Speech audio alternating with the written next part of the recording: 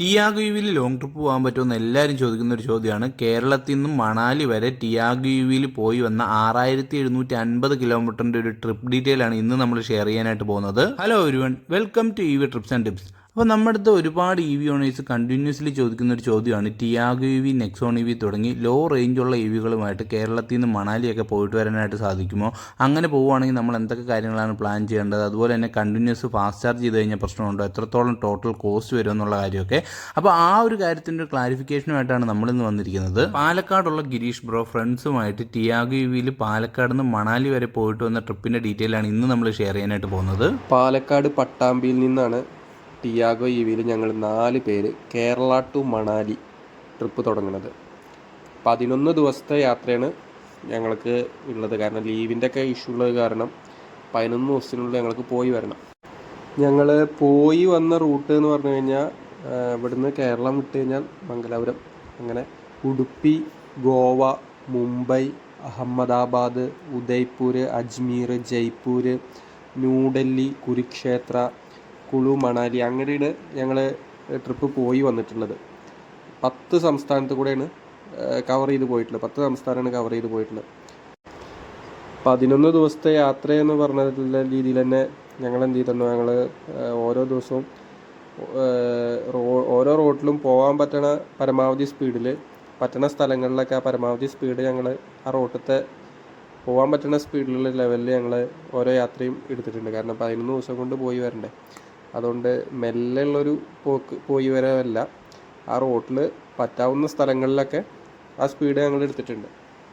യാത്ര നല്ല കംഫേർട്ട് തരുന്ന യാത്രയാണ് ടിയാഗോ EVയിലുള്ളത്. പിന്നെ മുംബൈ ഭാഗത്തൊക്കെ എത്തുന്നതിന് മുന്നേ കുറച്ച് ഭാഗങ്ങളിൽ NHൻ്റെ പണി നടന്നുകൊണ്ടിരിക്കുന്നുണ്ട്. അപ്പോൾ ആ ഭാഗങ്ങളിൽ റോഡ് കുറച്ച് മോശമായിട്ടാണ് കിടക്കുന്നത്. അവിടെ ഒഴിച്ചിട്ട് ബാക്കി എല്ലാ സ്ഥലങ്ങളിലും നല്ല സൗകര്യമുള്ള റോഡുകളാണ്. ഞങ്ങൾ 4 പേരിൽ 3 പേരും വണ്ടി ഡ്രൈവ് ചെയ്യണവരായിരുന്നു. അപ്പോൾ ഞങ്ങൾ രാത്രിയും കൂടെ ഞങ്ങളപ്പോൾ ഡ്രൈവ് ചെയ്തിട്ട് ഞങ്ങൾ സ്ഥലങ്ങൾ യാത്ര ചെയ്തിട്ടുണ്ടായിരുന്നു. അപ്പോൾ ഓരോരുത്തരും മാറി മാറി ഓടിക്കുമ്പോൾ ബാക്കിയുള്ളവർക്ക് റെസ്റ്റ് ചെയ്യാൻ സമയം കിട്ടും. ഞങ്ങൾ വണ്ടിയുടെ ബാക്കിലേക്ക് ഒരു എയർ ബെഡും മേടിച്ചിട്ടുണ്ടായിരുന്നു. അപ്പോൾ ചെറിയ തോതിലൊക്കെ നമുക്കൊന്ന് റെസ്റ്റ് ചെയ്യാൻ നമുക്കതിൽ പറ്റും, എയർ ബെഡുള്ളത് കാരണം.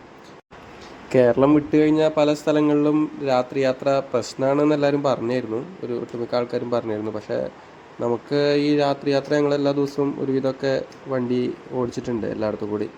നമുക്ക് ഒന്നും പ്രശ്നമൊന്നും നിലവിലോ അതുവരെ ഒന്നും ഉണ്ടായിട്ടില്ല. ഇത് ഇപ്പോൾ ഞങ്ങളുടെ 2ാമത്തെ ലോങ് യാത്രയാണ്.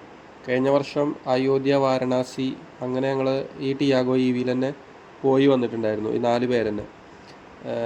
കേരളം വിട്ടാലും നമുക്ക് എന്തുണ്ട്, എല്ലാ സംസ്ഥാനങ്ങളിലും ചാർജിങ് സ്റ്റേഷൻ, ഞങ്ങൾ പോയോടത്തൊക്കെ നല്ല ഉണ്ടായിരുന്നു, ചാർജിങ് സ്റ്റേഷനൊക്കെ ഉണ്ട്.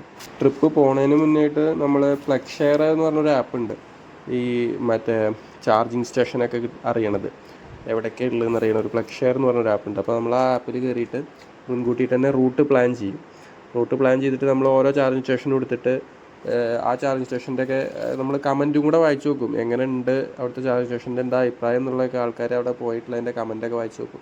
എന്നിട്ട് നമ്മളങ്ങനെ നല്ല ചാർജിങ് സ്റ്റേഷനിൽ സെലക്ട് ചെയ്തിട്ട് അതിൻ്റെയൊക്കെ ആപ്പ് ഡൗൺലോഡ് ചെയ്തിട്ട് നമ്മൾ ആ ആപ്പിലും ആ ചാർജിങ് സ്റ്റേഷൻ അവൈലബിൾ ആണോ എന്നുള്ളത് ചെക്ക് ചെയ്യും. എന്നിട്ടാണ് നമ്മൾ ട്രിപ്പ് പ്ലാൻ കൺഫേം ചെയ്യണത്. കൂടുതലായിട്ടും ഞങ്ങൾ എടുത്തേണ്ടത് charge zone, Statiq, BPCL, Tata എന്നൊക്കെ തുടങ്ങിയിട്ടുള്ള കുറച്ച് പ്രധാനമായിട്ടുള്ള സംഭവങ്ങളാണ് ഞങ്ങൾ മെയിനായിട്ട് എടുത്തിട്ടുള്ളൂ. മണാലിയിലും ചാർജിങ് സ്റ്റേഷൻസൊക്കെ അവൈലബിൾ ആണ്. കുഴപ്പങ്ങളൊന്നും ഉണ്ടായിട്ടില്ല, അവിടെ ഒന്നും ചാർജിങ്ങിൻ്റെ യാതൊരുവിധ ബുദ്ധിമുട്ടോ അങ്ങനത്തെ ഒന്നും ഉണ്ടായിട്ടില്ല. എവിടെയും കറണ്ടിൻ്റെ പ്രശ്നമോ അങ്ങനത്തെ ഒന്നും ഞങ്ങൾക്ക് നേരിടേണ്ടി വന്നിട്ടില്ല. പിന്നെ ഞങ്ങൾ പോയ മണാലിയിൽ എത്തിയ ദിവസം നല്ല മഞ്ഞുണ്ടായിരുന്നു, അവിടെ നല്ല ഐസ് നല്ല ഉണ്ടായിരുന്നു. അപ്പോൾ ഈ റോഡിലൊക്കെ ഈ ബ്ലാക്ക് ഐസ് എന്നുള്ളൊരു പേരിലൊരു ഐസ് രൂപപ്പെട്ടിട്ടുണ്ട്. അപ്പോൾ അതിൽ ഭയങ്കര സ്ലിപ്പാവും വണ്ടികളൊക്കെ.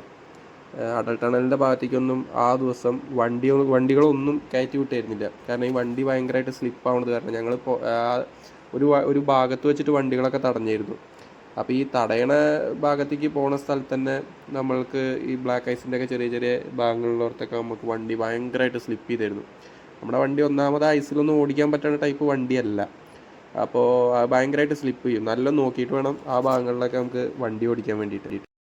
കേരള ടു മണാലി നമുക്ക് അപ്പ് ആൻഡ് ഡൗൺ പോയി വരാനായത് 6750 കിലോമീറ്ററാണ് നമുക്ക് മൊത്തം വണ്ടി കിലോമീറ്റർ ആയിട്ടുള്ളത്. അതിൽ ഭൂരിഭാഗം സ്ഥലത്തും നമ്മൾ AC അല്ലെങ്കിൽ തണുപ്പുള്ള ഭാഗങ്ങളിലൊക്കെ ഹീറ്റർ ഇതൊക്കെ നമ്മൾ ഇട്ടിട്ടുണ്ട്. ചാർജിങ്ങിന് നമുക്ക് ആയത് ആകെ എമൗണ്ട് 21,000 രൂപയാണ് ചാർജിങ്ങിനായിട്ടുണ്ടായിരുന്നത്.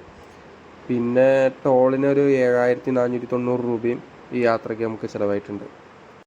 ഈ യാത്രയിൽ ഞങ്ങൾ AC ഫാസ്റ്റ് ചാർജിങ്ങോ AC സ്ലോ ചാർജിങ്ങോ ഞങ്ങൾക്ക് യൂസ് ചെയ്യാൻ പറ്റിയിട്ടില്ല.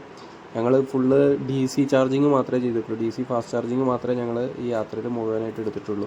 ഈ ഒരു വീഡിയോ നിങ്ങൾക്ക് യൂസ്ഫുൾ ആയെന്ന് വിചാരിക്കുന്നു. ഈ ഒരു ട്രിപ്പുമായി ബന്ധപ്പെട്ട എന്തെങ്കിലും ഡൗട്ട് ഉണ്ടെങ്കിൽ നിങ്ങൾ കമൻറ്റ് ചെയ്ത് കഴിഞ്ഞാൽ നമ്മളതെല്ലാം ക്ലിയർ ചെയ്യുന്നതായിരിക്കും.